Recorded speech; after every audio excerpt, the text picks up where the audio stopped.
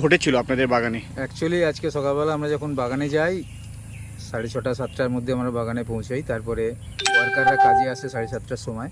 তখন গিয়ে দেখলাম একটা সেকশন নাম্বার K12, তার মাঝখানে একটা রো আছে যেখানে ফাঁকা রাস্তা যাওয়া আছে। ওইখানে একটা ফুল সাইজ চিতাবাঘ শুয়ে আছে। দূর থেকে আমরা ভাবলাম শুয়ে আছে, তারপরে যখন কাছে একটু গিয়ে দেখা গেল যে ওটা মনে হয় মরে গেছে, ওর গলায় একটা দাগ ছিল। তো এমনি ওই সেকশনে ফরেস্ট অ্যাডজাসেন্ট সেকশন, ওখানে মাঝে মাঝেই চিতাবাঘের অত্যাচার হয়।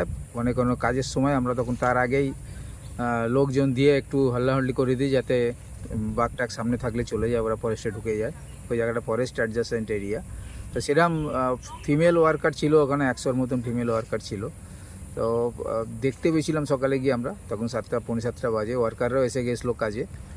তারপরে ফরেস্ট ডিপার্টমেন্টকে খবর করি, ওরা ডিপার্টমেন্ট থেকে আসে প্রায় 1 ঘন্টা পরে আসে, এসে ওটা ওরা পিক আপ করে নিয়ে যায় গাড়িতে।